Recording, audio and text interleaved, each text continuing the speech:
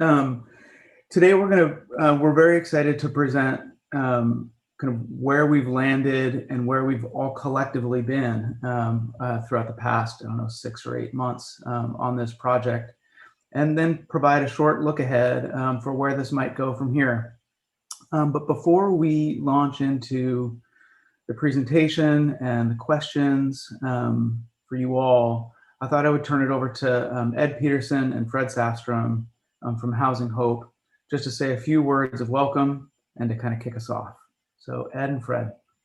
Well, let me lead off. I think Fred will do the conclusion at the end of the presentation, and I'll do the lead in at the beginning. I've been serving as project director for this project. It's been an exciting and interesting and challenging 12 months in preparing the report that is being unveiled today. So we're pretty excited to have a community gathering that we can share this information with that is so important to the city of Everett and to the transit system and to many other interests that relate to the Everett Station neighborhood. So here we are still in the Zoom world. One of the logistics for this meeting are that the bathroom is down the hall. The food is in the kitchen. Feel free to stand up and move around and stand in the back of the room. And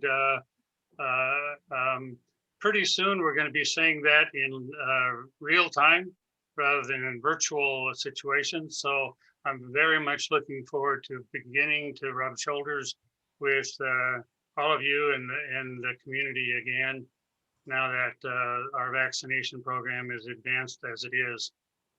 This is a project that was funded by the state legislature as we have a huge interest in the transit system in both statewide and in the region and in our city. And this is about how to build the concepts and ideas for not just the transit system, but the communities around our transit system. We've approached this project with the idea of engaging a broad community of people who care about the transit center and the gateway into the city of Everett and the gateway out of the city of Everett for that matter. And I've been very pleased with all the people that have participated and shared their expertise and thoughts and ideas and wants and dreams. This is all about visioning a project that has kept 2036 at the center of our discussion because we know that the light rail system eventually is going to be arriving in this neighborhood. It'll be the northern terminus of the regional light rail system. And we are in need of a concept of what we think this neighborhood ought to be in 2036. There are lots of ideas that have been floating around, and our intent was to organize those and put them into a framework that provides for a better debate and discussion and thinking and planning about the future of this neighborhood. So it's about a master plan concept. What are some conceptual ideas that inform us as to what this neighborhood could be? The legislature had two concepts in front of them when they decided to approve this plan. One was Housing Hope has been in search of a new home for its early learning program and had learned that there are now 8 early learning programs located at light rail stations in the spine of the Sound Transit light rail system. And we were urged by a variety of entities, funders and others, to consider an early learning site at the light rail station. So that became the impetus for Housing Hope to seek help doing a feasibility study. And it could be not just early learning, but it could include residential development and an office development. So that was part one of the funding, was to help Housing Hope do that kind of a feasibility study. The other part was to look at publicly owned property, namely 2 city-owned parcels, one east and one west of the station, and to create concepts that could inform the discussion and planning of our community and engage our citizens in being a part of that discussion. Along the way, Housing Hope had site control for a while, and then lost it, and then got back into an agreement with a seller to sell a privately owned parcel to Housing Hope for consideration in the feasibility analysis. And his parcel was adjacent to the city-owned property. So as of yesterday, that parcel is not available currently to Housing Hope, but nonetheless, the study provides a clear picture of how adjacent privately owned properties in the hub of the neighborhood could be a part of a master plan project in the future if the city so decides that's a pathway they want to pursue. So this is a study. It is not a master plan. It is a concept, master plan concept. It's a study. It's not city driven. It's a community visioning process. And the concepts that are in this very robust report today give you a clear set of options and all the information and data related to development opportunities in this area. It's an articulation of opportunities and obstacles. It's inspired by case examples from around the nation and in the region of other communities that look like the Everett Station neighborhood and have transformed over the last 20 years. And it's informed by urban planning experts who understand how to put these concepts and all this data and information into an organized framework. It's also in alignment with City of Everett challenges. The Metro Everett Plan, adopted in 2018, needs a vision for how to implement TOD in this area aligned with that plan. Everett's 2020 Climate Action Plan needs visioning and development concepts to achieve the very ambitious goals that the city has set in that plan. We have a housing crisis, and there's a residential element embedded in the Metro Everett 2018 plan. There is an important industrial base in this neighborhood that has a long history and a very robust activity, and is an important economic ingredient in the neighborhood. So support for that is a vital element of the discussion and thinking that's gone on. The transit system is growing and going to be fully built out, as I said, by 2036. Equity values are being in discussion by our city and in our nation, and those values were incorporated into the thinking and analytics for this study. Mobility is an important ingredient, adding bicycle and pedestrian mobility in the neighborhood that does in a way that interfaces effectively with trains and buses and freight movement, as well as cars and people. And placemaking is a very important element that had a lot of discussion around how do you create a place that people who are commuters are coming through the neighborhood, or who are employed in the neighborhood, the visitors, customers, can enjoy this area as they come to and through this neighborhood. So we are pleased today to have our project manager, who came on board in July or August of last year, to guide us through this process, Northwest Studios and their team, represented by David Cutler, to present to you today and share the Convergence Place study. I'm going to hand it over to David for that introduction. All right. Well, Ed, thank you for that introduction. Great kind of synopsis of where we've been and where we're headed. I'm going to skip over to the next slide and just give everybody a kind of a window into the agenda for today.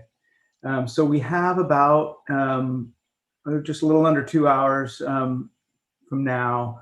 The agenda for today is we're going to walk through just an overview of the project, just to kind of reorient folks who may have been with us in the past and to orient folks who are new. Talk through a few of the key project drivers, some of the opportunities and challenges that are associated with this site. Quite an interesting and complex area that we're dealing with here.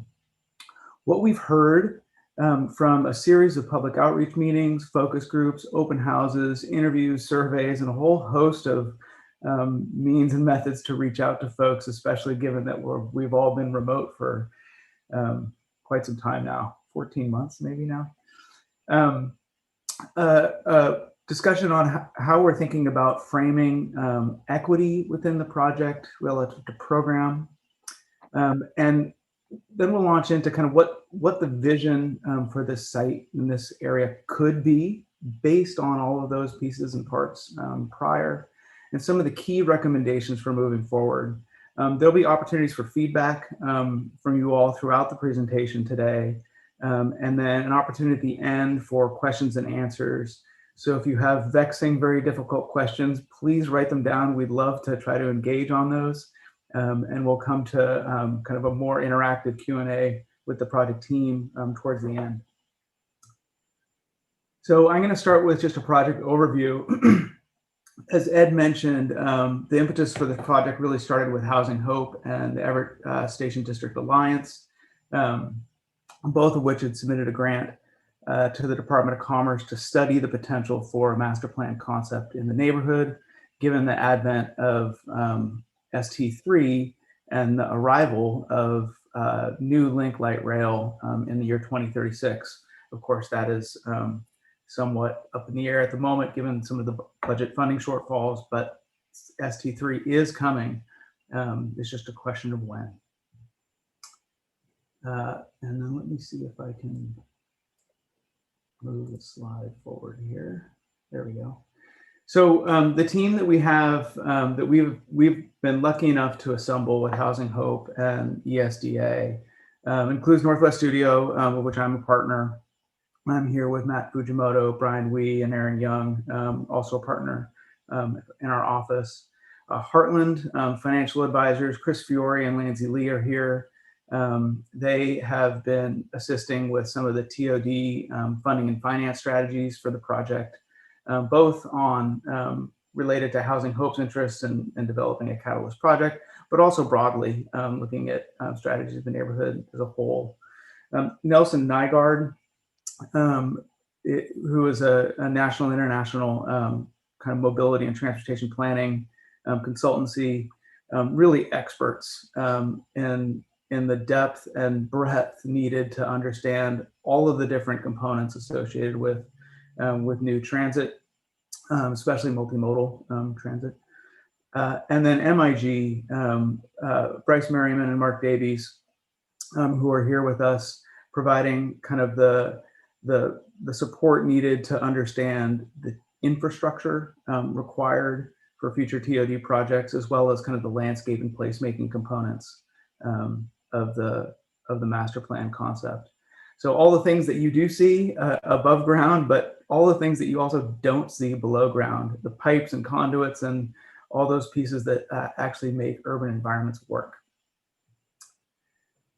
We have also been fortunate enough to be able to engage with the Urban Land Institute, the Northwest chapter, that has provided a technical assistance panel to provide kind of not just oversight, but kind of peer recommendations for expanding some of the opportunities that might be present here in this neighborhood relative to funding and finance, building on some of Heartland's work, governance.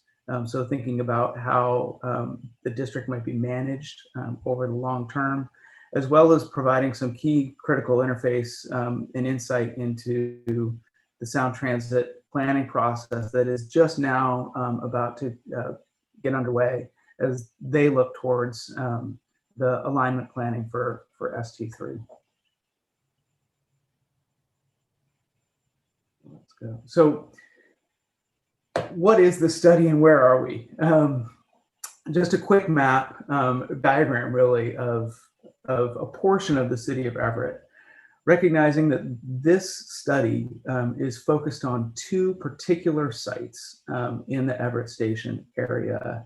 One west of the tracks, currently occupied by a park and ride lot, and one east of the tracks, currently occupied by the Public Works Department, as well as Everett Transit. And of course, that sits within the context of a much broader city planning set of frameworks, both from the city side, the Metro Everett Plan, which encompasses the large portion of the core downtown area, but also other neighborhood plans and projects like the ESDA's planning that has gone on a number of years ago for the industrial district around the station, as well as projects that may not have come to fruition, like the UW potential North Sound campus station area. And so this project really kind of stands on the shoulders of a lot of that work and takes lessons and kind of guidance from them. There are a few kind of key aspirational quotes that have kind of stuck with us as we've been kind of moving down the different paths through this project. And two of them I just wanted to highlight that have come out of Everett planning policy, one of which is just reflective of the current conditions, the physical conditions of the neighborhood. It's just that a goal that the neighborhood really doesn't want to become a parking lot for transit users that's transient, really just the waypoint that you might pass through from here to there. And also that there's a key kind of driver for economic development here, which is really important just to understand in the context of the project. So as you've probably, for those of you that have been part of this project throughout, you know that back in the fall, we were able to conduct a neighborhood walking audit to really understand what are the facts on the ground, what are the key kind of physical and programmatic components of this neighborhood, which raised a bunch of questions for the team and for the community in general with whom we've been able to engage. You know, how do we make the right impact in an area like this? How do we support many of the frankly thriving manufacturing and industrial businesses that are there? How do we enable mixed use and mixed income development types, and how might those pieces coexist with many of the existing business functions that are there today? How do we encourage potentially a Metro Everett scale job center in the neighborhood? Something that can really leverage that goal of building on economic development strategies that were such a large part of the Metro Everett plan. And of course, as the neighborhood grows over time, how do we really foster a diverse and resilient and equitable community, recognizing that none of these things can happen all at once. They are aggregations and need to build on each other. And so the process that we went through was very much an iterative one. And Ed mentioned that this is in many ways a visioning project, but the way we like to think about vision is not forward thinking, but vision with hindsight. And what that means is that there are a series of questions, really vexing ones, that need to get asked and answered through a process of testing, research and analysis, design, and kind of cycling and backing up so that we can understand what the right approach is towards the conclusion of the project. And so that's where we are today, is kind of, we have a vision and it's backed by hindsight, but there's still many more, there's much more work ahead of the neighborhood still. So David, yeah, real quick, I would like to end the polling in part. So there's currently the box on your screen. yep. Poll, we can just see a blacked out box right now on the screen. So I'd like to end the polling so that gets removed. Oh, let me pull that off that screen. Now, So I'm going to pull and then show the results, and then we can go on to key project context and drivers here in a moment. Okay. So thank you everybody who took the poll. We had 37 of the 54 of you take it. Most folks live in, actually 38% live in King County of who took the poll. But we have from the city of Everett, 27, and from Snohomish County outside of Everett, 16%, and within the neighborhood, 2 people. So by and large, most people actually live in the county, if not the city. Principal place of business, most folks are in the city of Everett. And oh, I should be sharing the results on your screen, not just telling them to you. That would be helpful. So you can see this on your screen. And you may have to scroll yourself to see the results if you like. So you can use the, just like any other screen, scroll down. And then in terms of who's here, lots of folks from public agencies, some nonprofit organizations, design firms, and then a few residents and neighborhood associations as well. So a good mix of folks. And so I just want to do that. If you haven't already signed into the chat, please do so. So that way we have a record. Zoom is horrible at being able to produce a participants list. And so we would love to be able to have a record of it in the chat so we would know that. We have a few more questions later, and again, we'll leave them open like we did throughout. And so David, if it's possible to swipe that, when it pops up, the poll all the way off your screen. I don't know if that's possible, but if you can do that. It is possible. You can tell me if there's a big black spot on my screen. The other thing is, I think probably you see the video of people's faces on the top of your screen. I think maybe. Yeah. Maybe it's the bar. It's something. There's a black bar on the top of our screens that's being hidden. So I don't know if there's something you can do at that end, but maybe try just sharing the app that the presentation is in instead of the whole screen. That might help. Maybe. Okay, so I'm going to stop the share of the results and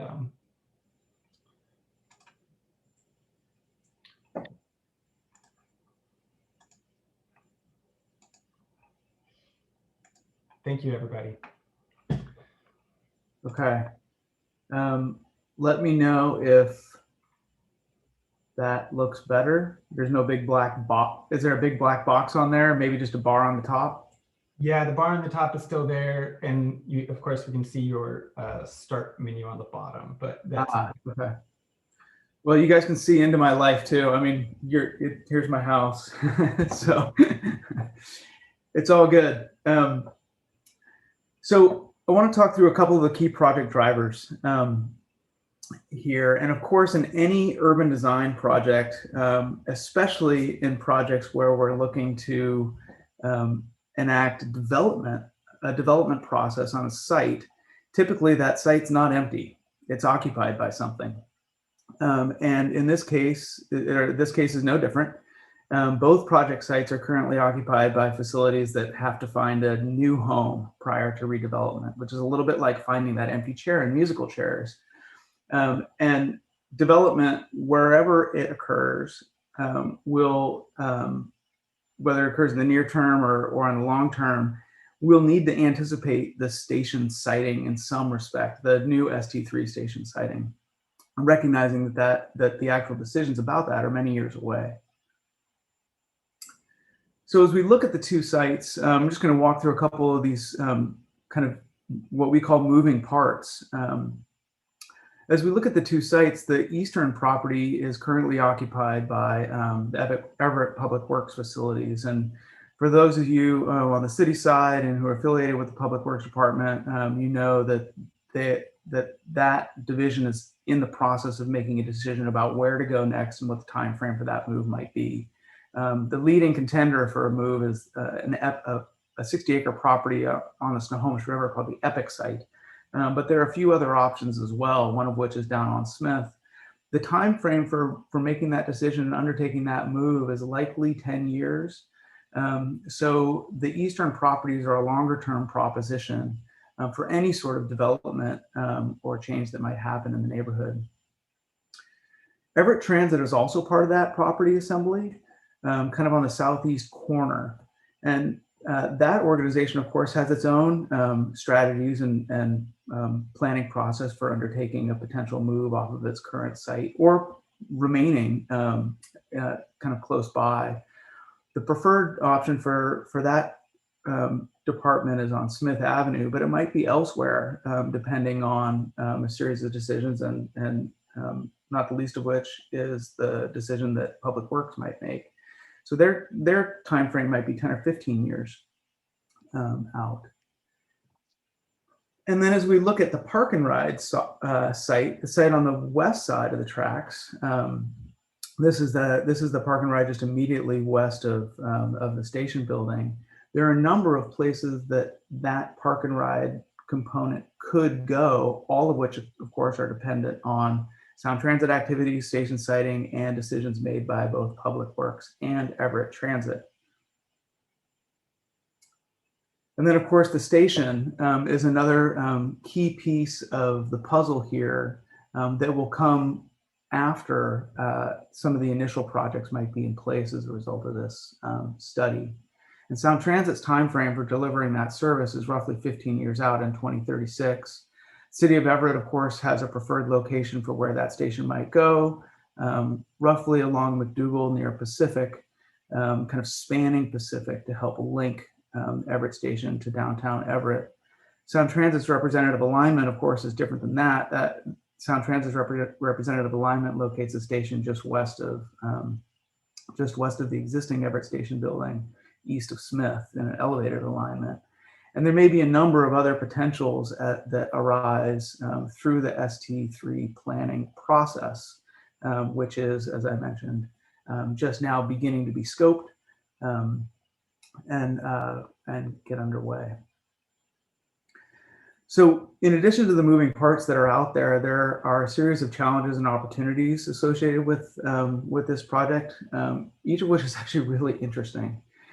So the City of Everett's Climate Action Plan, like many climate action plans, really sets aggressive goals for reducing carbon emissions over time, looking to achieve kind of what they call the 50 by 30, which is a 50% emissions reduction by 2030, which is, if we think about it, is actually 5 years ahead of when Sound Transit will arrive.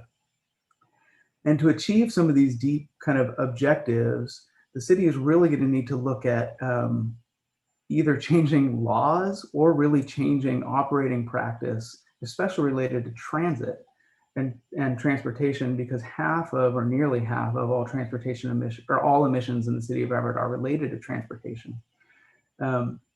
So public parking and the Everett Station area as a whole is really a key component of meeting some of the city's climate action plan goals. And as we look at kind of just the facts on the ground again, what is out there today? There is roughly about 11.5 acres of surface parking. And that parking, as we know, it's like adding a lane to the freeway. It induces more vehicle travel. That parking is really a contributor in many ways to the transportation emissions in the city and in the district. Metro Everett, or the Everett Station area, also has kind of key links to PSRC Vision 2050 goals. And if we look at the development pipeline and kind of the regional growth in the city of Everett, one of the things that we notice is that the city is going to have to kind of encourage or entice quite a bit of additional residential, particularly residential development, and commercial development, frankly, but particularly residential development, in order to meet those 2050 goals. And as we look at a station area like Everett Station, where the PSRC looks to direct more or a higher share of those residents and jobs Everett Station presents a really kind of incredible opportunity to try to deliver on some of those Vision 2050 goals. And in order to do that, some incentives may have to be put in place in order to encourage additional residential development in the neighborhood. And that's not a bad thing. Metro Everett has kind of thought ahead in some respects. The hidden capacity at Everett Station, kind of the development capacity that you might look at, is between 7 and 25 stories in height, within a quarter mile or a half mile of the station. And the Public Works Everett Transit property and the west side lot, or the park and ride lot, are two of the highest capacity development sites anywhere really within the half mile kind of radius of the district. And this, what you're looking at, is just a map that we ran that analyzed the development capacity of every site within the planning area based on the Metro Everett Code, the FAR capacity, height, and building prototypes that are likely to occur. So quite an amazing chance to translate the real estate value of some of the existing land assets into civic value. Everett Station is also a neighborhood of connections and disconnections. It is, of course, well connected by transit and regional kind of transportation infrastructure, but it's disconnected from the environmental network. It's also disconnected from some of the most central components within the overall street network. Looking at kind of just a screen, the third map from the right there, just looking at a screen of the street segments that are most between any other street segment in the district. One of the things that you recognize is that the kind of the center point for betweenness within the city of Everett is much farther south than the downtown core.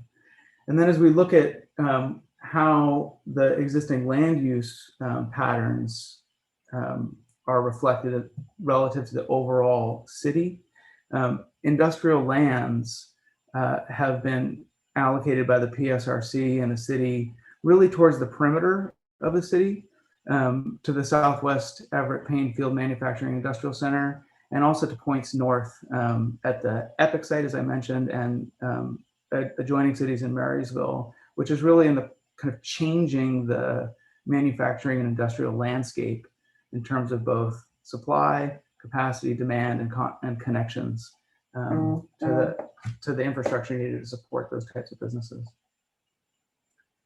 And so how does that affect the jobs and the economic development potential that's here today? There are quite a number of long-term kind of thriving businesses that exist in the district, Everett Steel being one.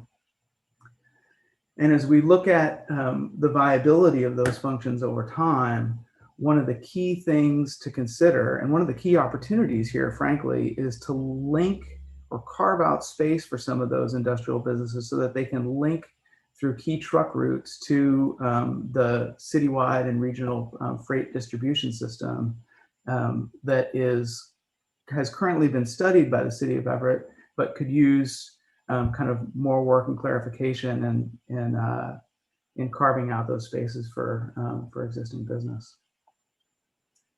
One of the other things that's just a key driver and something to consider is understanding the future needs of public facilities and operations in the districts. Quite a bit of existing land out there, as I mentioned, 11.5 acres, not to mention large scale buildings and components of infrastructure, all of which have costs associated with them.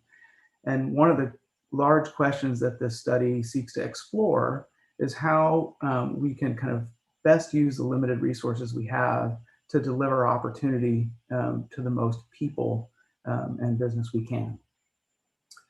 So with that, I'm gonna stop, and I'm gonna Brock, if you would share that first question. There you go.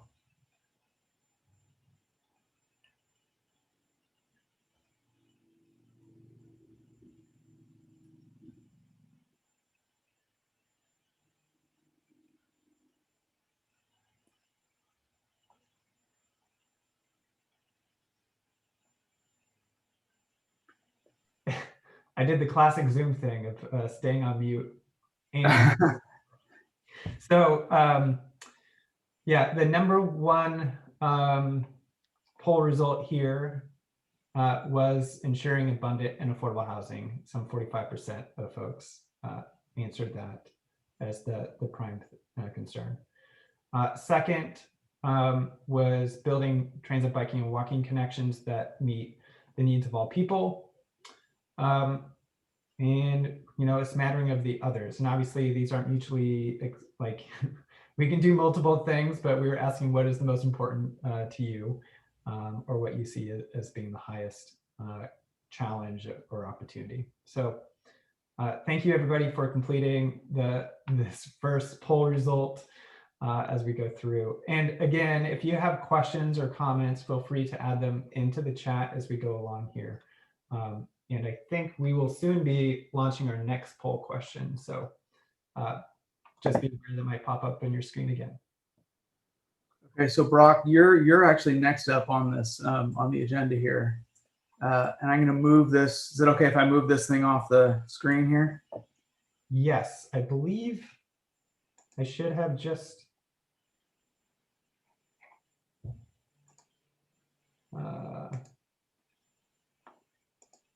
Should be off the screen now. Yep. So I'm going to go over kind of what we've heard and our engagement efforts. So and then Jennifer, if you have things you'd like to add as we go, feel free to. Jennifer is the ESDA's urban planning coordinator and helped with many of the focus groups that we had. So next slide.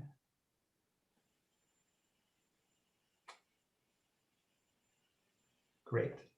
So one of our very first efforts that we did with our committee on creating a just and equitable community was coming up with this statement on a land acknowledgement.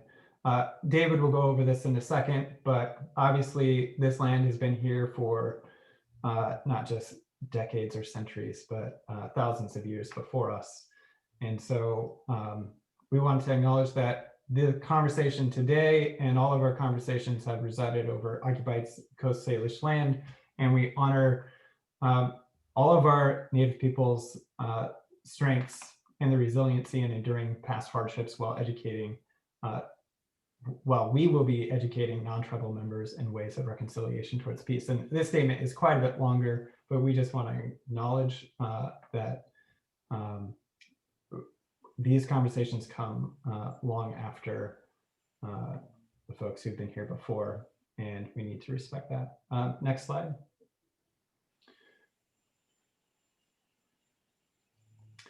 So our equity committee met 3 times and had offline conversations and created a really detailed and robust document setting out equity principles and strategies and tactics for how to fulfill those.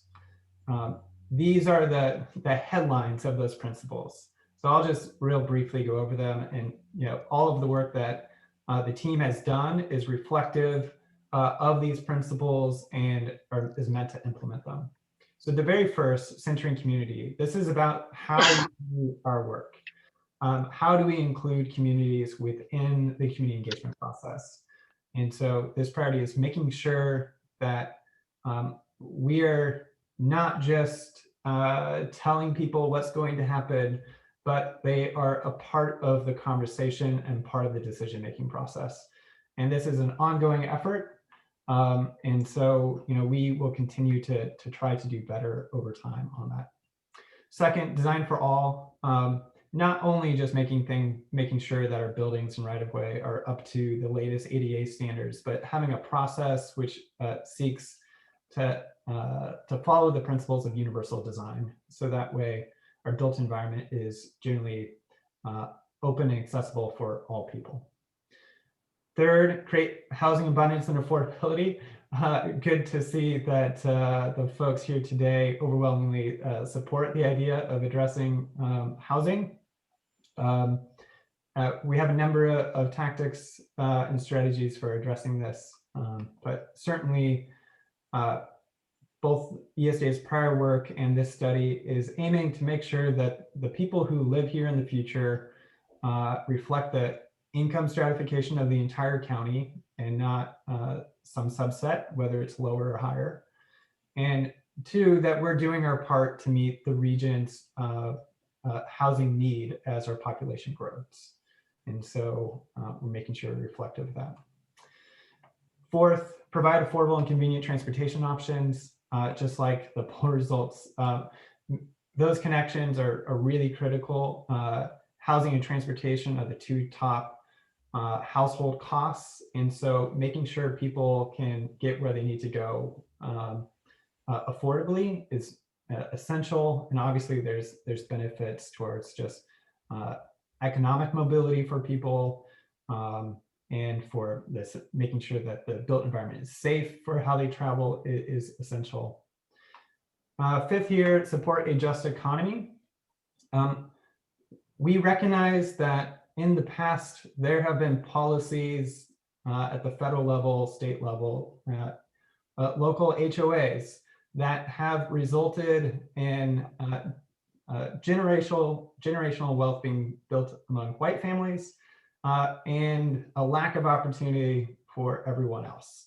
And so a key thing as we move forward is making sure everybody has those opportunities and that we are paying special attention for rectifying the past in terms of who's been able to be a part of the economy. And so making sure that we have a just economy. Let's see here. Sixth, cultivate a safe and healthy environment. This is both about making sure that we have adequate public open space, so that way people can recreate, as well as part of the next one, which is environmental justice, which is, our neighborhood, like many of the urbanized areas in the region, has terrible air quality with high levels of nitrous oxide and particulate matter size 2.5 and smaller, all of the things which are really bad and correlate heavily with bad health outcomes, largely due to being so close to diesel emissions. So things that we can do is making sure we have plants and trees that cleanse the air, shifting our modes of travel to ways that emit less diesel or emissions from diesel. And so we need to promote that type of community. And finally, preserve and utilize local assets. So obviously there's the human assets that we want to be able to really empower and kind of reflect. And then there's also the existing businesses and built environment, which are also another local asset that we want. So one strategy is, preserving our local light industrial businesses, making sure that they thrive. And that's part of our equity moving forward. So next slide.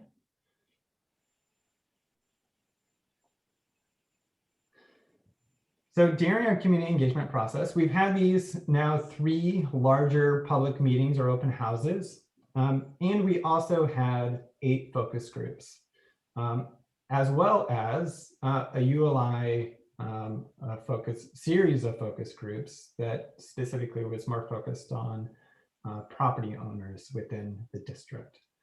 And so here are focus groups: affordable housing and development, market rate development, materials and energy, of thinking of like mass timber, as well as solar energy efficiency, stormwater management, transit planning. Obviously the future light rail is a big question, but we also have changes that are more near term happening with the transit agencies.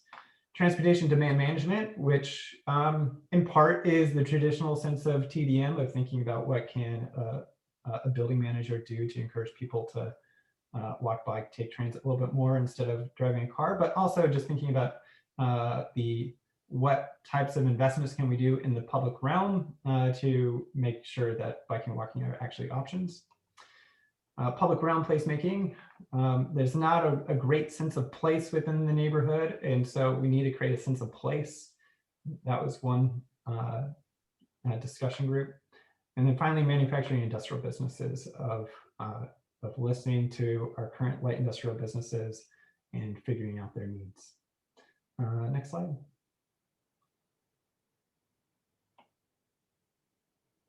Oh, I think I'm spotlighting myself. So who was involved here? We had approximately about 110 people in those focus groups. These groups obviously are not mutually exclusive. So this is just my best attempt to say this one is this person is primarily one of these and put there. But by and large, there was a lot of public agency folks, both within the city of Everett, the county, PSRC, transit agencies. So that's the biggest group, 30+%. And then the next is property owners. But obviously the city is a property owner, Housing Hope is a property owner, and those aren't reflected within that green slice there. So actually that could be a bigger slice of who is at the table.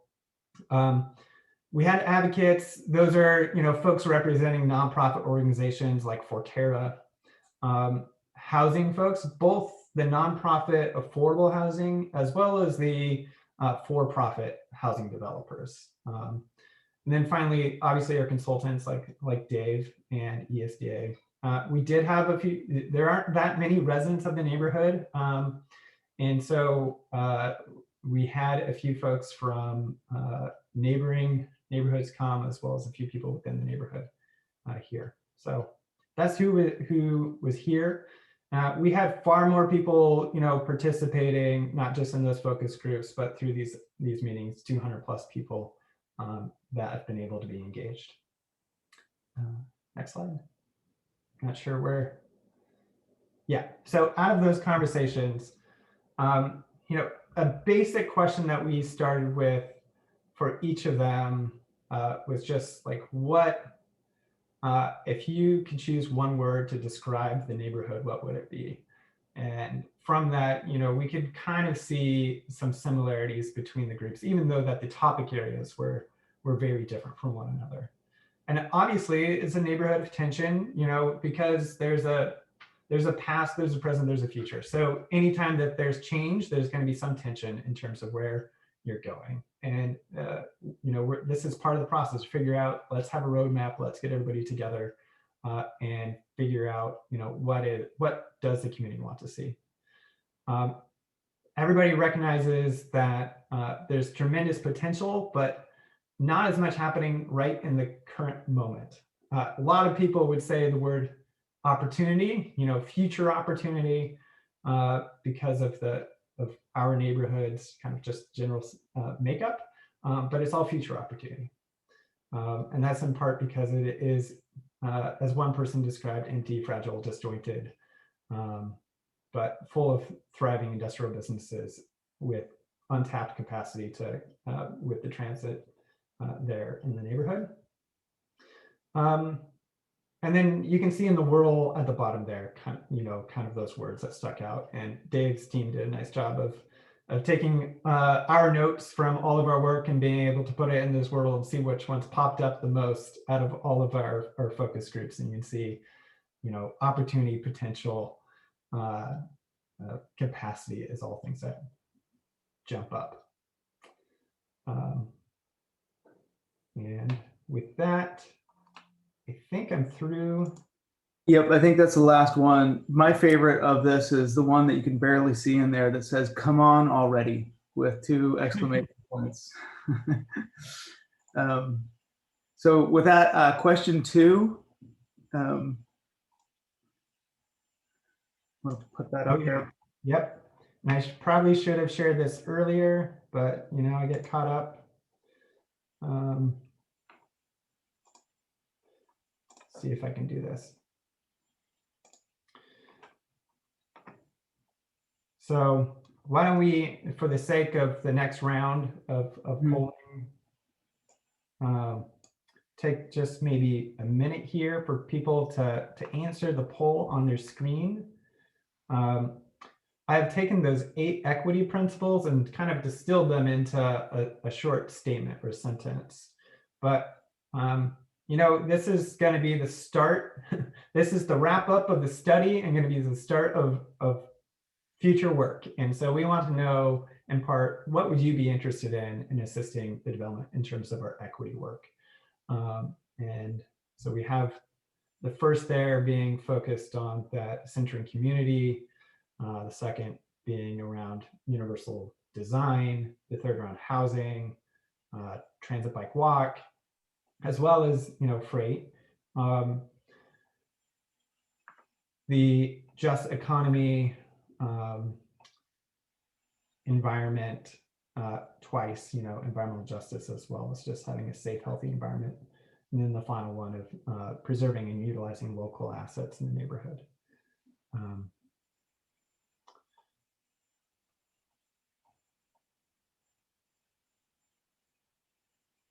Couple more moments here. We've got 29 people who have responded. So thank you to everybody who's responded.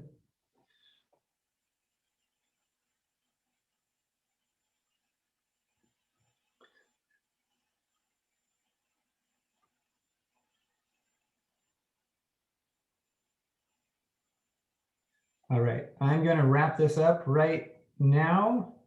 So get your click in. Okay. And so thank you, everybody. This I actually can record and see who responded so I can follow up with you, which would be great for next steps. Is great to see so many people excited about housing and the transit bike walk connections, and those who have answered some other thing, that's even better, because we definitely, on those things, we probably traditionally don't have as many volunteers of people who are excited for that. So thank you. With that, I'm going to stop my share and we can go on. Okay. Move this over. Okay. Okay, so I just want to touch a little bit on embedding equity in the project, given that it is such a foundational component of the outreach that's been conducted, and such a important piece of people's time and effort in contributing to this project, particularly from the Committee on Just and Equitable Community. And one of the ways that we've taken the work and kind of the effort to heart is really just to think differently about how we frame the context for this project in terms of just, let's say, boundaries. And oftentimes you look at, and we are guilty of this as well, we look at planning projects through the lens of the boundaries and the conditions that are there today. And parcel lines, streets, public infrastructure, all the above grade and below grade components. But if we just zoom out for a second and take a look at the kind of the Salish Sea, the Cascadia bioregion, one of the things that you notice right away is that the boundaries for the ecosystems that compose our kind of natural environment are affected by geopolitical, social, political, economic boundaries, but they're not generated by those boundaries.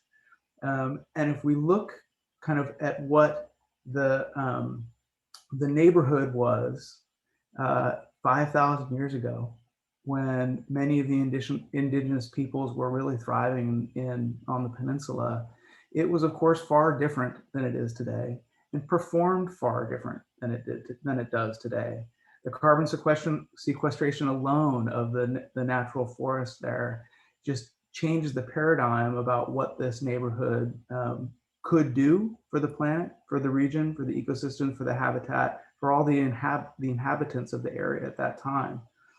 And today it's just a vastly different environment, but it's good to have that frame because it makes you recognize how quickly things can change and the different kind of systems that are at play that may be invisible or at least not readily visible as we might walk around or conduct a walking audit as we did in the fall.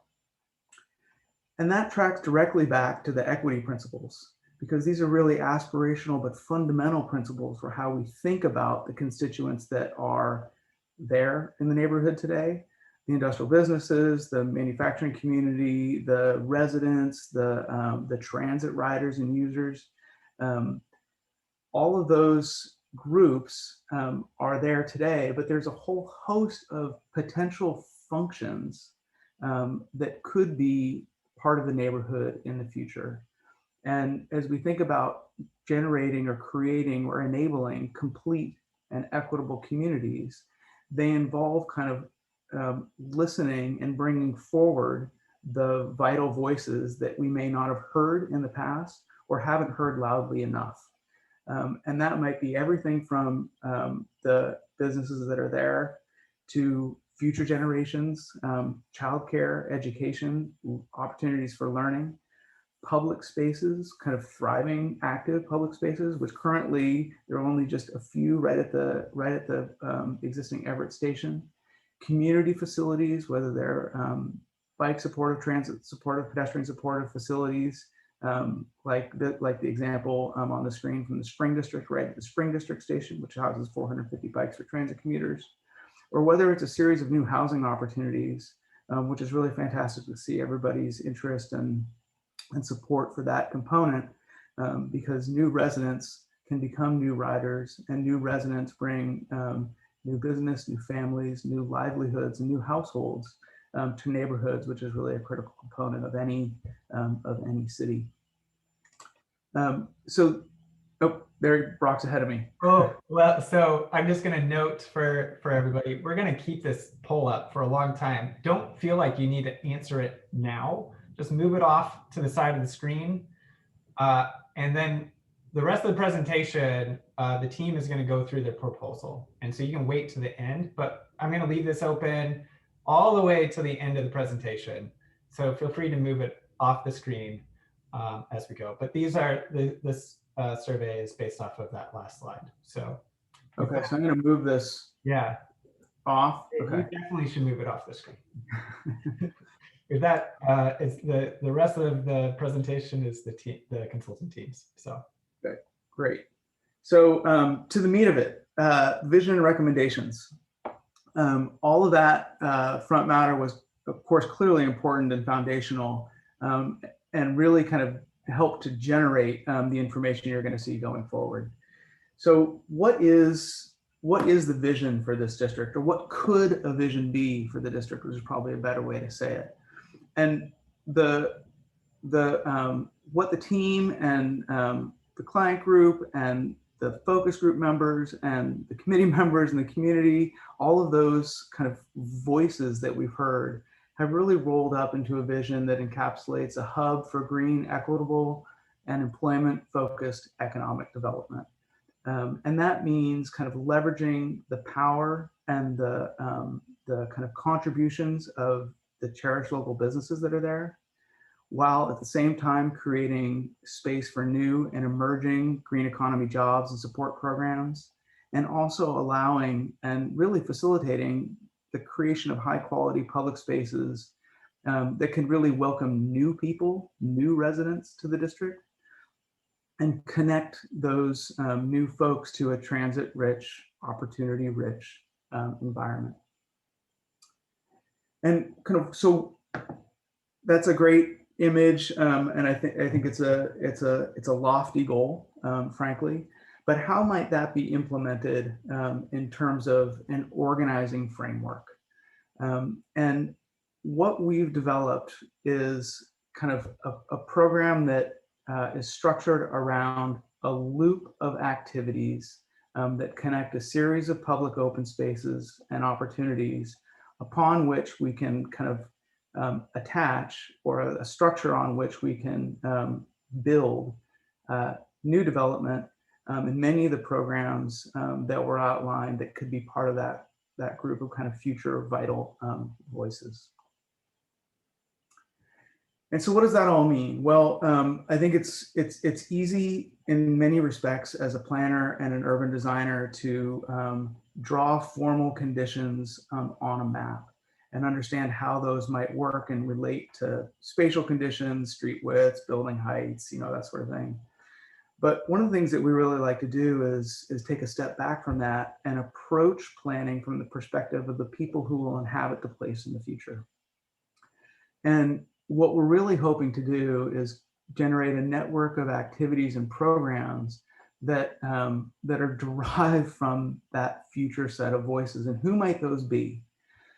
So on the right, you can see kind of the spaghetti string of potential user routes throughout the neighborhood. And we looked at this from the example, or from the perspective, let's say, of a single parent who might be a plant supervisor for cross-laminated timber or mass timber fabricator in this future green economy. And she might live in a net zero townhouse on right near Payne Street or the Payne Avenue extension. She might have her child in a early childhood center that might be Tomorrow's Hope. It might be another childcare center. And she might work at a supervisor at a new testing facility on the east side of the tracks and walk across the existing pedestrian connection on 33rd. There might be the opportunity for students in the neighborhood. Maybe they're construction data analytics students associated with Wazoo. Maybe there's a new Cedar Street campus 10 years out in the future once the Public Works and Everett Transit Facility move or reformulate their conditions on the site.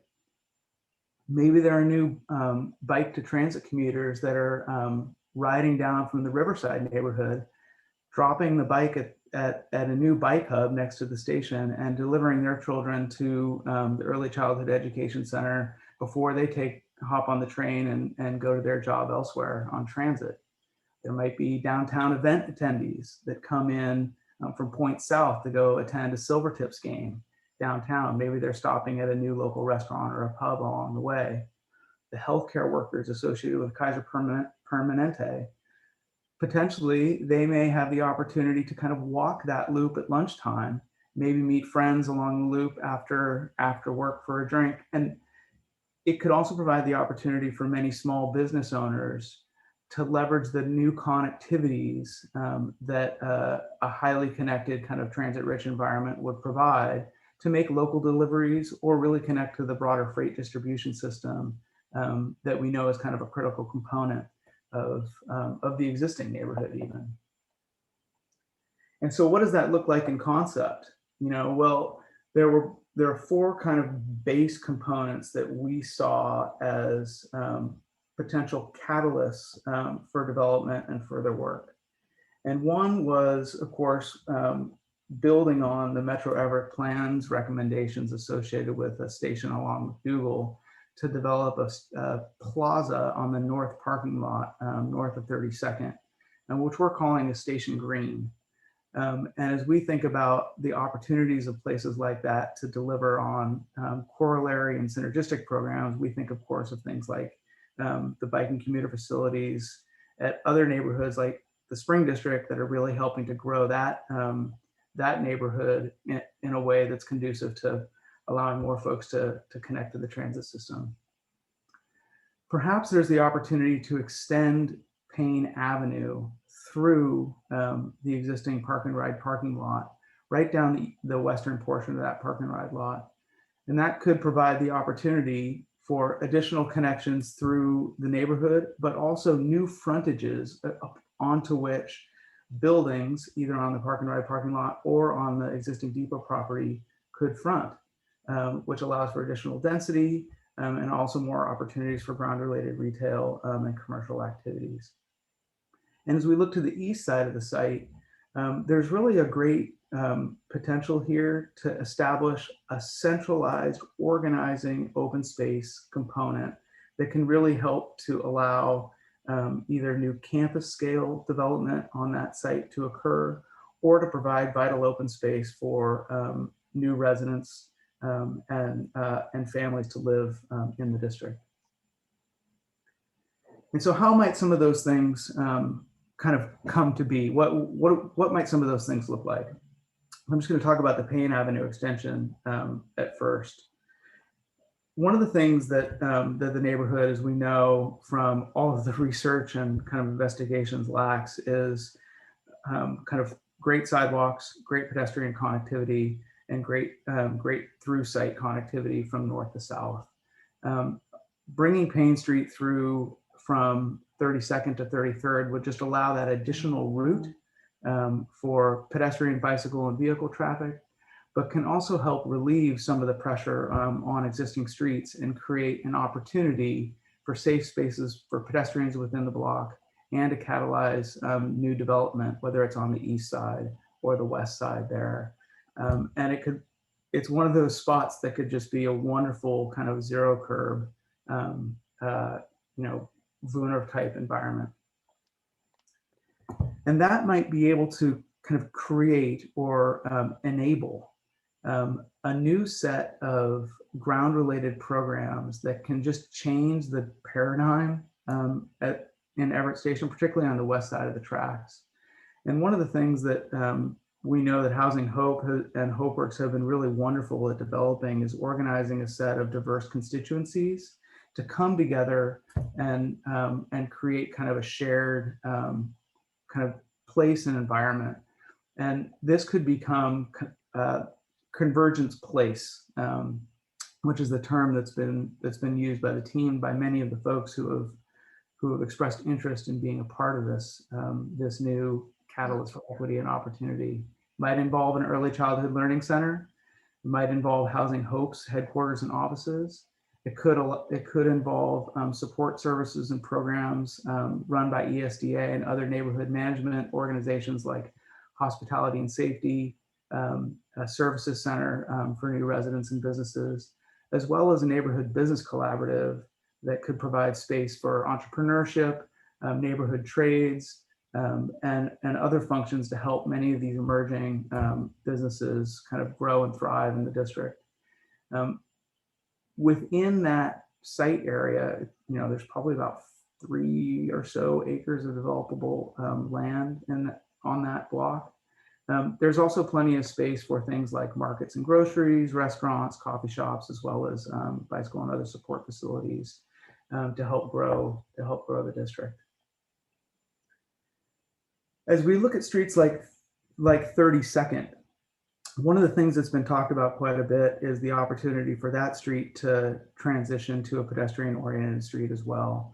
And as we looked closely at how the transportation system functions and how freight and traffic move throughout the area, one of the things that we noticed is that it's really a critical street as it exists today to allow that connectivity to continue. And so it could be that the evolution of that street into kind of a more mixed modal environment is something that happens over the longer term. Today, it's clearly a central street within the district and the overall neighborhood, but it won't really be until more of these connections arrive and come into place that kind of that centrality really comes to the fore, which means that maybe in the near term, that street is a great street kind of as it is for festivals and events. The farmers market, as we know, occurs there today. One of the things that we could do is switch the striping on the parking so that it's back at angle versus front at angle, and that might help with safety and security for bikes and pedestrians. And in the midterm, maybe that street is an opportunity for street art or kind of local neighborhood activities that can really help mark this as a center point in the neighborhood. And then over the long term, it could transition into kind of that Wiener kind of zero curb pedestrian environment as the neighborhood grows and as other spaces, which you're going to hear about, are carved out for more higher intensity freight and transit traffic. One of the things that we also looked at as a recommendation for kind of transitioning this area into kind of a new station area representative ST3 is to establish the loop, which I mentioned as a tool for responsive land use controls. So for those of you who are in the land use and planning world, you know that oftentimes industrial and residential uses don't mix very well. New residents tend to complain about things like light and glare, and manufacturing and distribution uses tend to have a hard time dealing with pedestrians and bikes. So one of the things that we can utilize this loop for is to establish buffers in key places to help provide some separation between those dissimilar uses, but also to provide points of gathering for the new residents and workers who will be as part of the neighborhood. The Cedar Street Commons on the eastern side of the tracks could be a great opportunity for that. And there may also be opportunities to incentivize non-residential use, especially in the areas directly abutting the existing urban light industrial land. There are also a few other kind of very specific recommendations that the plan is making to also help support some of those local businesses. One of which is to revisit the existing prohibition on TOD and pedestrian streets for ground floor manufacturing and industrial use. We found that kind of open workspaces and neighborhood industrial and fabrication spaces can really be great street activators in the right context, because it just provides those eyes on the street during the day and the activity throughout the day to really kind of enliven the sidewalking environment. Another thing that could be useful is to rethink some of the prohibitions on single-family residential development in the district. Oftentimes, live-work units, especially if they're infill or one-off, are categorized as a single-family use, which currently is prohibited. And live-work uses could really be a great way to kind of infill development at a smaller scale throughout the neighborhood. Another thing to think about, especially in a condition such as this, which is in many ways unique in Everett, is the opportunity to leverage the different kind of energy loads between residential functions and commercial functions, and even institutional or heavier industrial use functions in terms of waste heat and energy. And there's quite an incredible opportunity to think about deploying a district energy strategy, particularly for the eastern properties, where a centralized plant could help share and distribute the waste heat from ULI-zoned land to residential functions or commercial functions, which of course have different peak loading requirements. As we look at and as Meg has helped us look at kind of all the pipes and things below the street, one of the things that we've also noticed is that there are quite high capacity and high diameter existing sewer pipes in the perimeter streets around the district. And there may also be the opportunity to kind of mine some of the waste heat from those pieces of infrastructure in order to deliver a low carbon, or to deliver low carbon energy to new buildings in the district. Let's see here if I can go forward. Oh, my frame was frozen. Hold on. Got to go back now. Okay, there we go. So together, just wanted to provide kind of a representative image of what that might, what a new neighborhood could look like in terms of built form, organization, program use, and other things. Recognizing that the station building as it exists today is a key kind of center point in the district and should be in the future. Really, this could be kind of a hub for a new green economy, really kind of grown from many of the assets that are both the programmatic assets and also just physical assets that are in the neighborhood today. And ideally, you know, the neighborhood could grow into a place that has spots for workers, residents, students, visitors of all ages, of course, sustainable landscapes and infrastructure, green economy jobs, and that is well connected by transit. And to get into a little more detail on some of the different parts and pieces of that, I'm going to turn it over to Bryce and Mark to talk about placemaking and street types. And then we'll move into transportation demand management and to finance and implementation, the money. So Bryce and Mark, Take it away. Take it away. Thanks, David. Hi, I'm Mark Davies. I'm a principal civil engineer with MIG.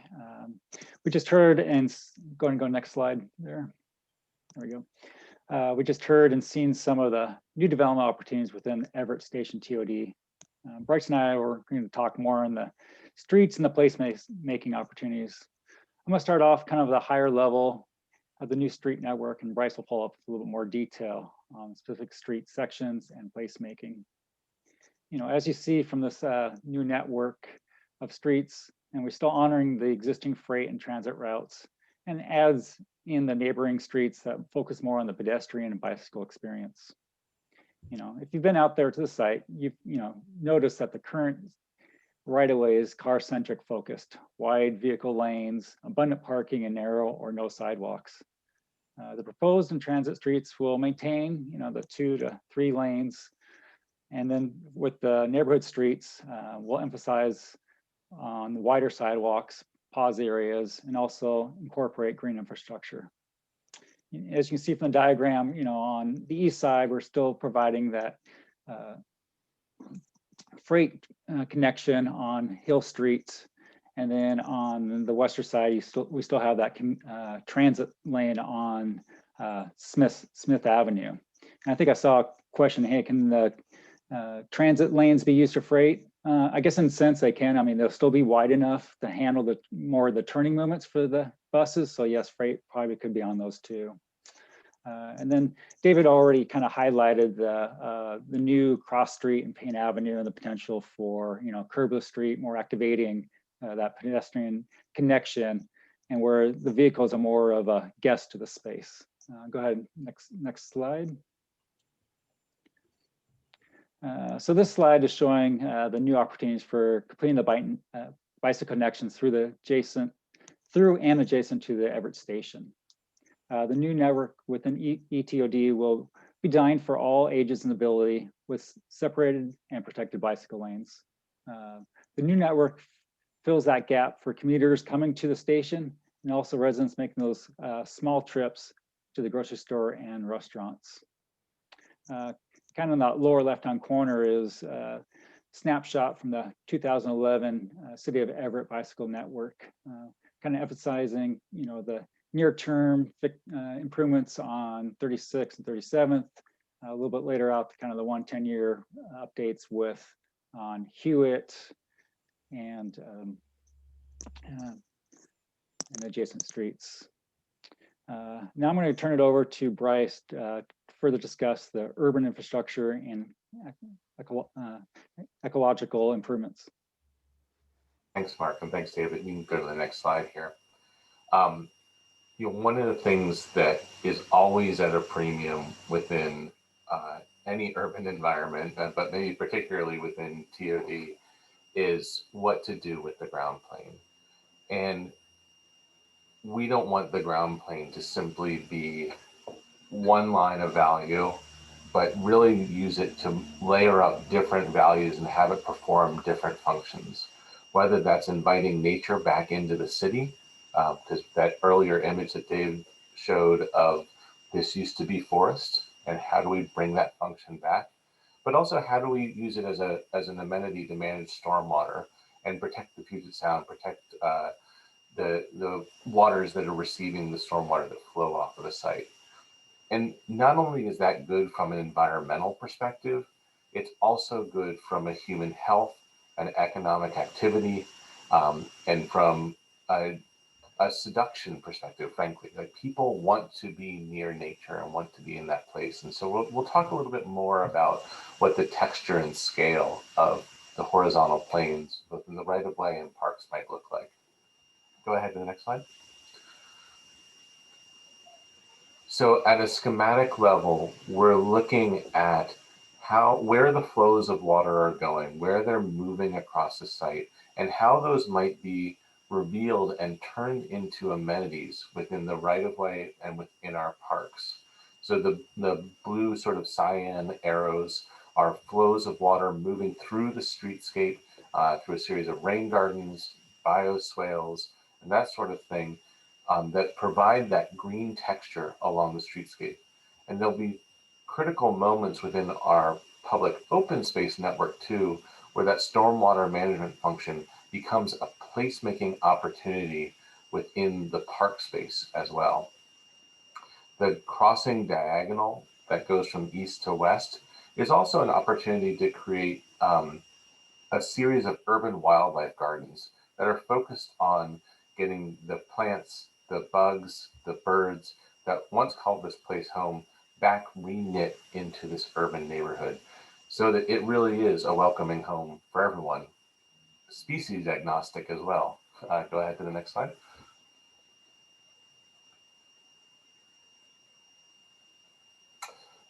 We did want to get down to the level of detail of thinking about what each of the individual streets might look like in terms of its cross-sectional character. And this is because not every street needs to do everything. Some streets we really want to prioritize in terms of that freight and transit movement.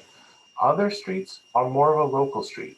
They want to have a finer grain texture. They want to be much more safe for kids potentially to play on. We want them to be great placemaking opportunities. So again, not every street needs to do the same thing, but everyone's going to get a lot out of each one of these streets. And I'll give you just one example here on the next slide, which is kind of at a neighborhood scale street. You know, this is a street that accommodates parking, accommodates step out zones, but it also accommodates green spaces. And it uses stormwater management, paving, texture treatments to create spots like in the upper image here where there's a little bump out and you can provide a little seating area, or maybe even integrating art into the right of way. So that it's a placemaking thing, like let's go meet at the whirlpool. Let's go meet at that art object within the right of way. Truly an opportunity to create spaces that everyone not only has to walk down, but wants to walk down because it's such a delightful experience. And it's a place where you meet your neighbors, a place where you meet colleagues, a place where you meet friends. Go ahead to the final slide. You know, this image, which is a precedent from up in Vancouver, I think really encapsulates it well. I think almost anyone can walk here and feel pretty comfortable. There's a nice separation from traffic. It's at a nice human scale, and it's a place that, as the slide title says, it supports people, the planet, and prosperity. And this is a place that anyone might want to be in and experience on a day-to-day basis. And if you had a choice of this street versus one that maybe doesn't look as complete, I think you're going to want to walk here. And that's that little bit of urban design seduction that we want to be a piece of the puzzle here in the future vision for the Everett Station area. I'll turn it back over to David. Thanks, Bryce. And I'm going to turn it over to Ian from Nelson Nygaard. Thanks, Dave. So we looked at kind of different elements related to TDM and parking and the kind of overall transportation vision for Everett Station District, which is to support, future development and a vibrant community built around transit. And reaching this vision requires the district stakeholders to, look at a strategy that responds to several foundational questions, which also helped frame our work related to transportation, demand management, and parking. And so two of those were, how could the development opportunities support pedestrian first district that's transit oriented and reduces the need for parking? And another is, how can transportation demand management, or TDM, strategies and managed parking help catalyze that development? And one way to jumpstart this is for the district to set an aspirational mode share target. And so the graphic on the right shows the non-SOV mode share comparison of Everett's comp plan and kind of as a comparison to Seattle's citywide target. And the district could set a mode share that better aligns with the district's overall equity and transportation principles.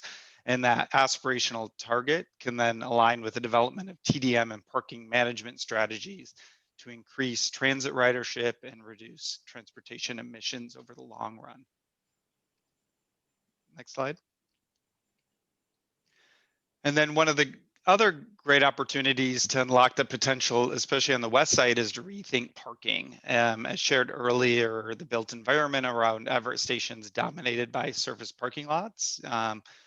And it's really an opportunity to rethink the role of the station, its parking needs, and understanding surface parking trade-offs, which include kind of the elements listed here. So, you know, the overall role of park and ride facilities, which do expand in the reach and access to transit regionally, and they can provide a revenue source to transit providers, you know, when there's paid parking.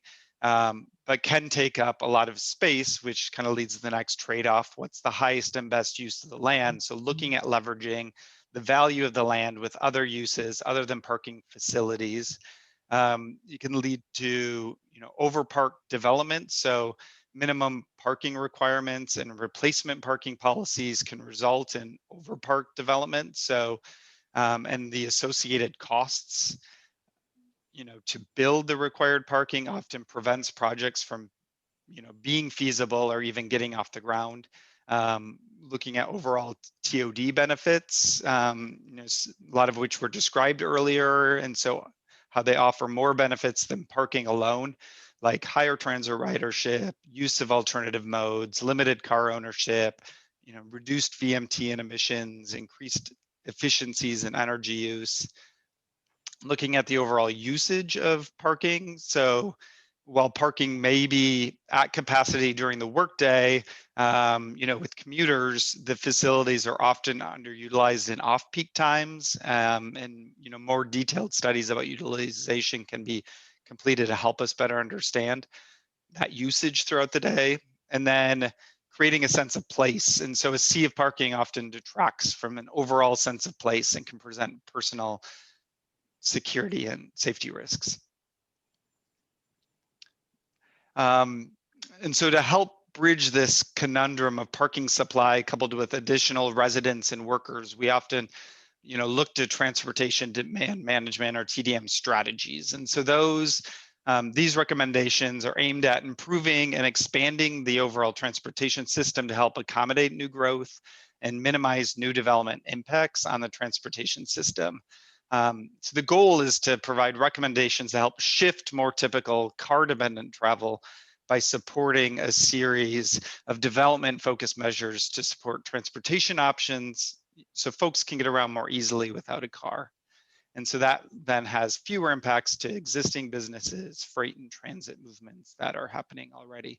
And so there are kind of two overarching TDM strategies recommended, and those are developing a district TDM ordinance. So that would require, you know, could require new developments to include TDM programs as part of coming on board. And the other is to determine access government. So this is more looking at establishing a district transportation management association or a similar entity that promotes the availability of those transportation options, and it also acts as an implementing agent for the district surrounding TDM. And then we also recommended TDM measures in kind of these three other areas listed: active transportation, station access, and parking management. Next slide.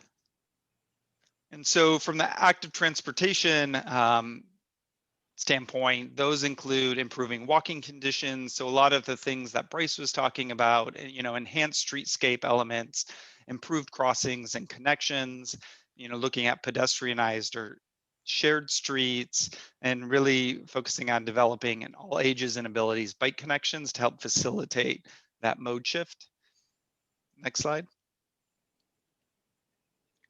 Station access investments include enhancing access to existing Everett Station. So, you know, what are those opportunities to rethink transit routing and stop locations and meeting the mobility needs of a growing urban neighborhood, as well as, you know, future connections that are coming on board, exploring transit service improvements to provide more frequent direct connections. Shared mobility, so providing shared mobility options, whether it's bike and scooter share, and that could be through parking and memberships, you know, helping promote those first last mile connections to transit. Car share, both providing parking and memberships in both one-way and two-way services, and looking at assigned passenger pickup drop-off zones for ride hail or for hire services, mobility wallets. And so kind of exploring that realm is they help extend, a universal transit pass concept like Orca even further by also providing residents and workers, flexible stipend that could be used for, shared mobility, ride hail, on-demand carpool, discount codes, things like that. Integrating mobility hubs. And so this was mentioned a little bit earlier. And so, looking at places where multiple travel options come together and providing supportive amenities, services, and technologies, whether it's wayfinding, real-time transit info displays, locating bike share or car share there, long-term bike parking, passenger drop-off. So kind of combining all these elements into these hubs, and looking at end of trip facilities. So, what's our long-term, short-term bike parking? Is it adequate to meet future mode share goals? Bike maintenance, repair? Are the buildings have, showers and locker facilities that help facilitate workers to commute by bike? Next slide. And then the last TDM area is parking management. And so, looking at parking and curb management and delivery access, how can we optimize off-street parking, on-street parking supply and curb zones? Can we accommodate existing industrial businesses and needs? Are we thinking about truck movements, load zones, wayfinding, lane widths?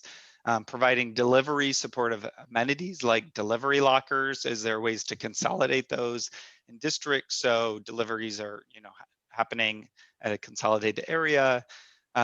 Instituting on-street parking pricing, so kind of looking at pricing that so it's creates 15% vacancy rates, and so also creating revenue that could support public space improvements in the area. Reevaluating and sharing parking resources.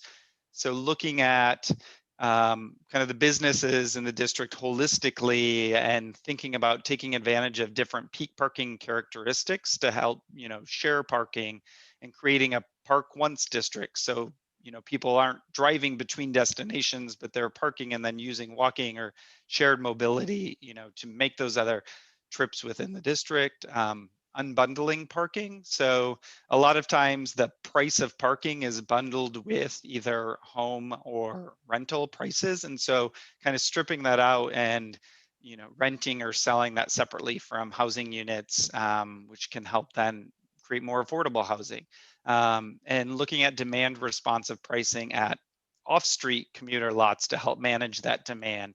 So, knowing that the parking is currently free, and is there a way to institute more demand responsive pricing to help optimize that overall value provided by remaining parking, if, especially if one lot should be redeveloped and removed from that overall capacity. And that kind of summarizes up that piece. Thanks, Ian. So want to turn now to Heartland, Chris and Lanzi to talk a little bit about potential implementation strategies and kind of the funding and finance component of the project. Thanks, Dave. Yeah, so in this section, Chris and I will walk you through kind of an implementation strategy, leveraging the real estate assets we have here. On the image, we're focusing on kind of the west property. So the 4.3 acre west property and the 16 acre east property entails different strategy in light of location, scale, and real estate development potential and timelines. And with proximity to downtown Everett, a future light rail station, and existing street network, we think the west property is well positioned to be a catalyst property for the district. And the east property is a critical long-term play to complete the vision. So the west property consists of the privately owned depot property, which is what you see on the southwest corner here, and the City of Everett owned parking lot A property. So the depot property is currently under contract by Housing Hope, who plans to develop a 21,000 square feet early childhood education center, 7 units for affordable housing, and a 28,000 square feet Housing Hope office headquarters, and makes over 60 million investment to the neighborhood over the next 5 to 10 years. And in addition to the capital investment, the Convergence Place concept that they brought up earlier, that Housing Hope is envisioning, could be in the ground level of future development that can further help enliven the station area and create value for follow-up development. So to finance the project, Housing Hope have identified a range of public, private, and philanthropic sources to financing housing project and the early learning center. And in large part due to the pioneering nature of the uses in this location, the office building will require a substantial capital campaign to attract philanthropic dollars. The consulting team has been working with Housing Hope on the financial projections, and we estimate there is still a $6 million financial gap that will need to be solved through a combination of unidentified grants, philanthropy, and or impact capital investment. I will turn to Chris to walk you through the implementation strategy for the parking lot A and how we see Housing Hope's project can really catalyze the development in the broader neighborhood. Thanks, Lanzi.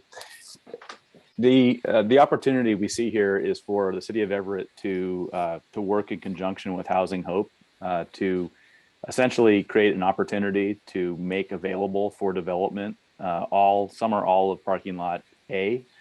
And what could happen there, it could be a combination of kind of market rate housing that effectively, just by dint of what is being developed, is also effectively workforce housing.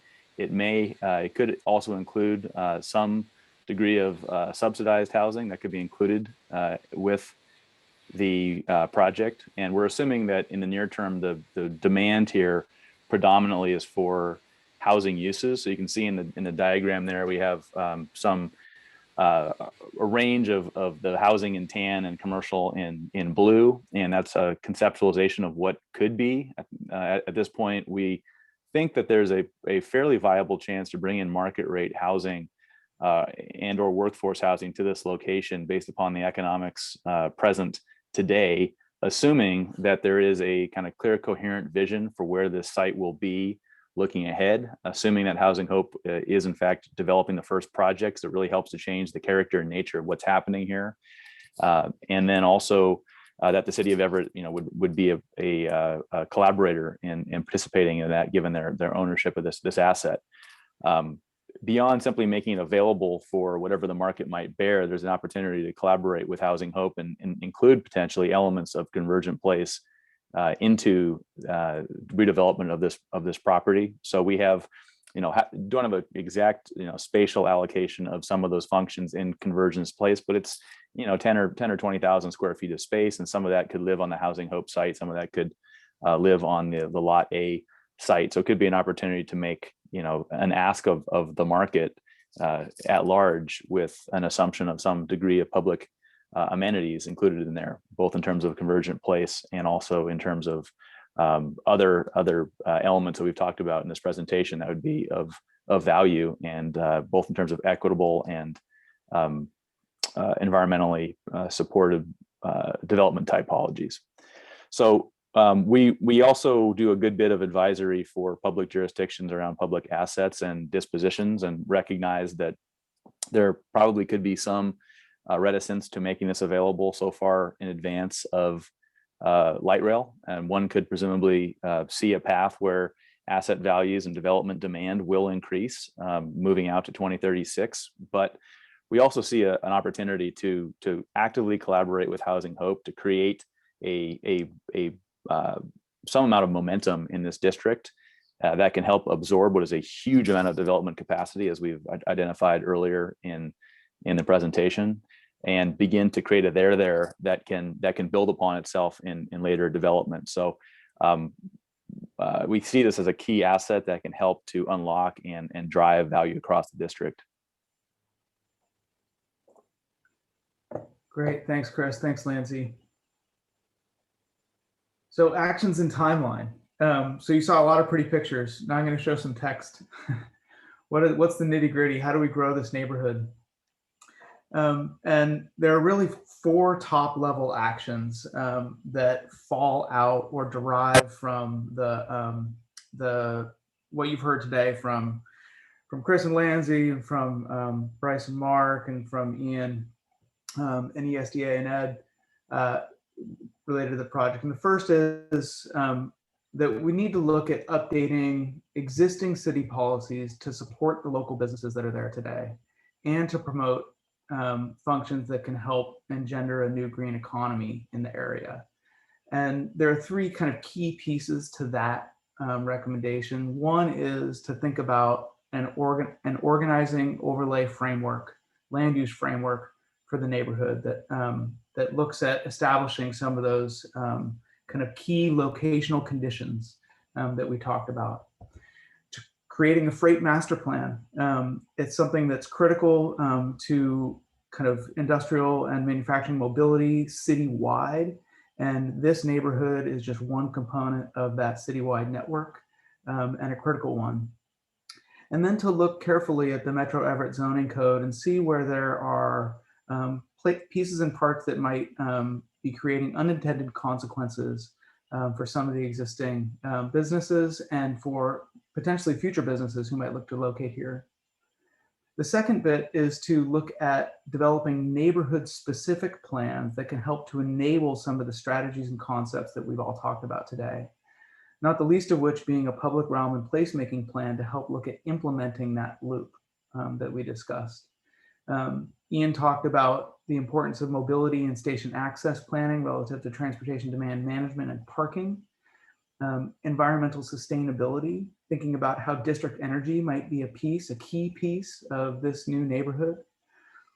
Looking at a neighborhood business collaboration plan potentially linked with the local business improvement association and other key actors in the neighborhood and stakeholders to help build the foundational support for bringing new business and employment to the neighborhood.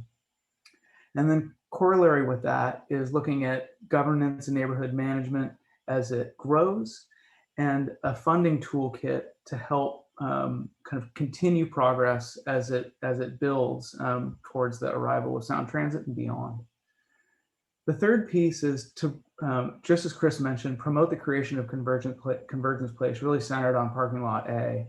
And that requires the development of a parking replacement plan to be submitted to the FTA.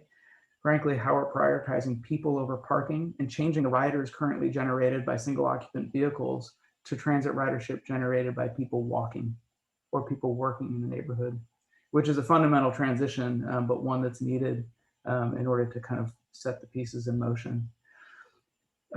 Corollary piece to that would be to undertake an RFP for a public-private partnership development on that western site, and to establish a phasing and partner interaction strategy so that there's some certainty and understanding about the trajectory forward and the timeline for movement.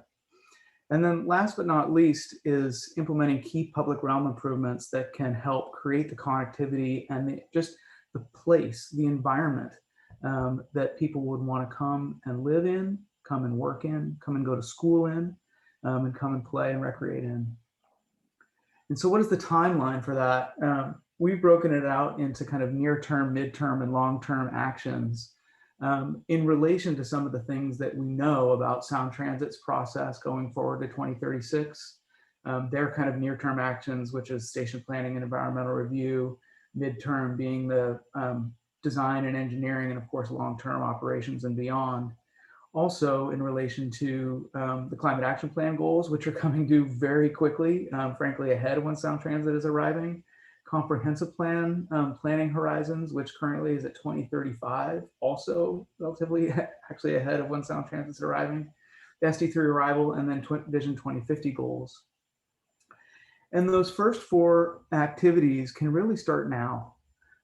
They can begin, effectively in concert with the kind of ongoing process that might come out of this project. Include including updating those plans and policies and developing neighborhood specific ones, as well as kind of working on building that loop in conjunction with developing a catalyst project, whether it is on that depot site, which we use as an example, or another site in the neighborhood that could have an equal kind of level of impact and kind of forward momentum. And then over the long term, as Everett Public Works and Everett Transit complete their own kind of strategic organization and planning processes and determine where they need to be to serve the public best, whether it's out at Epic or on Smith or some other location, we can look at going out to the market and understanding what the level of interest is for that site on the east side of the tracks, for campus scale or large scale development that might include many of the components that we talked about today: a central green, potentially district energy, new jobs, new housing, new residents, and new places for people. And that might look something like this. It might look different. As Ed said, this is a master plan concept that is intended to kind of spark people's imagination and interest. And ideally, it would create kind of a wonderfully interconnected environment that's really a hub for the green future of the city of Everett, located right next to the downtown core at the terminus of the new Sound Transit line, which connects or which will connect Everett to the regional job centers in the southeastern portion of the city and to points as far south, frankly, as Tacoma. So with that, that is that's the concept, that's the presentation, and I will turn it back to Brock for Q&A and opening it up to responses to the questions. Thank you so much, Dave, for that really great presentation and exciting visuals of what is possible. And thank you for the entire team. Just to remind folks, you may have question number 3 still on your screens hidden someplace. So you might need to hit the polling button or drag the pop-up screen over. We have 22 people who have responded, and I see some people are filling out. But next steps here is going to be working with you to figure out how to implement this. So if you are interested in helping with the development of jobs and business space with childcare or education, public spaces, community facilities, or mixed income housing, please let us know. And I will just leave this up for another 8 seconds, and then I will close it. All right, I'm ending it. And of course, you can follow up with us with anything here, but I'll share the results just so you know. It's not exactly a poll, but this kind of shows we have a broad spectrum of different things people want to help lead on or participate in, which is great. So thank you for everybody participating with that. I don't want to waste any more time with the last 7 minutes, so I'm turning you over to Q&A.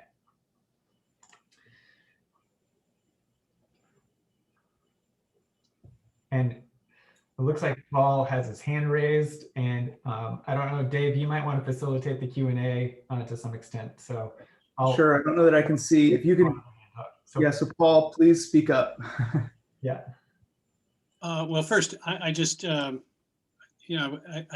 said I'm a city council member. I think most people know that, but I'm also on the Sound Transit Board, and maybe not everybody knows that, but it doesn't really matter. My question, I guess, is first that if I understood those timelines correctly, they seem to fit well within the city's update of its GMA comp plan. And so if I suspect you're aware of that process, which is just beginning, and if that's not the case, I'd be interested in that. And then I had a couple of quick comments on this, but let me just see if I'm understanding that correctly from your perspective. That's what we understand. Yep, you're right. That's how I viewed it, but I just because what follows then is my comment that I think, first of all, I I'm deeply appreciative of the work that's been done, and also having been able to participate in a little bit of this work underway. I don't want what I'm going to say to be critical of your questions, but your questions created a set of trade-offs that I don't think are very realistic. So let me just say that the reality is that this area, as you, I think, quite correctly pointed out at the beginning of the presentation, is really at a point where there's lots of potential connections, but they're not yet connected. Whether those are trails or bikes, bike paths or ped paths or interstate systems or transit systems, multimodal systems. I mean, just about everything that can be connected is here, but not really connected very effectively. So I think that really opens the door to the integration of housing, of the transportation pieces, which are the multimodal pieces I just mentioned, and also the climate action pieces. We are at a point of needing to decarbonize the transportation system just as fast as possible. And this presents some real interesting and exciting opportunities. So I'm excited to see it move forward within this planning context. I'd also say that, and yes, there's relationships that can be quite consistent with the city's adopted climate action plan, with the city's existing planning insofar as the Metro Everett plan is concerned, with Sound Transit's work. So I think that's exciting. I tip my hat. I think that you have done, at least from what I can see, a good job of trying to deal with the freight mobility issues, which were were issues that were being raised by some of the property owners. I suspect we will be hearing more on that. We should. And as the process unfolds, we need to be open to that. And I also appreciate the integration of different kinds of land uses and the ability to be open to light industrial as well as residential, because the reality is that this will be a process that transitions. However it happens, it will not happen instantly. It will not happen in one action. And lastly, what we're dealing with realigning the Sound Transit system, given our financial challenges, actually there's a number of pieces here that fit somewhat, if not very well. Obviously, we're trying to get to Everett just as fast as we can. But part of that will be to take a critical look at parking and the role of parking throughout the system as we go forward. And Everett is certainly part of that. So don't mean to ramble on more than that, but I just want to say, I'm excited for the work the team has done and look forward to further discussions on it. Thanks. Thank you, Councilman Roberts. Thank you very much.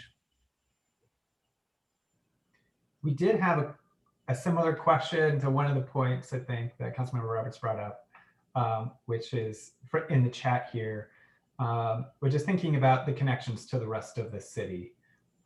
So we talk about the loop for sure, and like creating a neighborhood, but maybe take a brief moment to talk about some of the thoughts of the connections to downtown and maybe to the riverfront. Mm-hmm. Yeah, I mean, I think Councilmember Roberts put it well. The neighborhood is adjacent to quite a lot, but not connected to very much.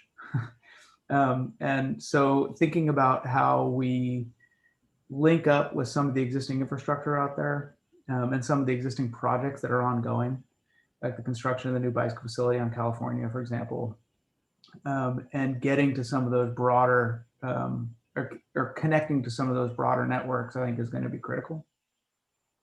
But as Councilmember Roberts said, it's going to take time to do. It's not something that will happen overnight.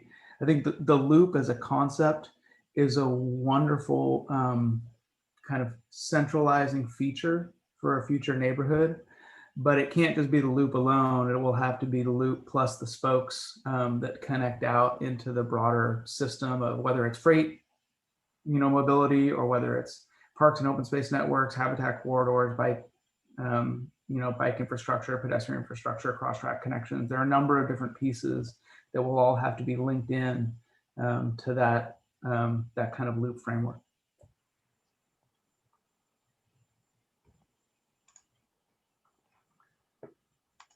Great.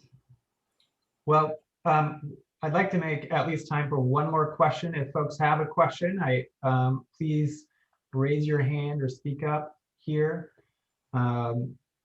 We are at time, so just our commitment is we continue to take feedback and help answer your questions. So I will put my email in the chat so you can send them to me as we move forward if you do raise questions. Brock, if I could just say before everybody jumps off, I want to make sure that we leave just a minute for Fred Sastrom, who at Housing Hope, to just say a few words to wrap us up, so to speak. But as you know, this is not the end. This is just the beginning. This might be the kind of the concluding part of the open house series, but it's the beginning of creating a new neighborhood or allowing this new neighborhood to evolve. So Fred. Thank you, David. My internet connection here is very dicey, so I hope I'm able to be heard here. Probably my motions look a little jerky. I want to thank you, David, your whole team that has done just a great job in doing this study. I want to thank my fellow steering committee members, Ed Peterson, the project director, and Brock Howell for their dedication in working on this for the past year. And I want to thank so many of you on this call that have been participants in this process. This has been very much a neighborhood and a community engagement project. And I hope you see how you have influenced this study result as it comes to a close. Fundamentally, there's two choices to be made. I think one is to let development happen however it happens, and the other is to influence the future development in the direction we'd like it to go. We clearly believe that influencing that development is the right course of action. And I think what we see in front of us is a very exciting vision of potential for what this neighborhood that has been something entirely different in the past than it will be in the future. We are encouraged by this study. Our Housing Hope's interests in housing, in child development, and in office space are all proven in this study to be feasible, and we are excited about that. We are a resident of this neighborhood. We've invested $30 million in Hope Workstation, and we are looking forward to making future investments in this neighborhood. We are very pleased and proud to present this vision and this study to the city of Everett, to our community for their consideration of actions that will need to be taken to move this towards reality. And as David said, this is not the end. This might be the end of the beginning, but it really is the beginning of the action steps that would be now taken towards an implementation of a plan that our community will endorse and embrace for this neighborhood. Thank you all for your participation. I look forward to engaging with you on it as we move forward. Thanks, Fred. I echo the thanks to everybody, especially all the folks on the call who've contributed throughout the course of this project. That's really a reflection of the feedback and kind of insight that we've gleaned from all of you. So thank you very much.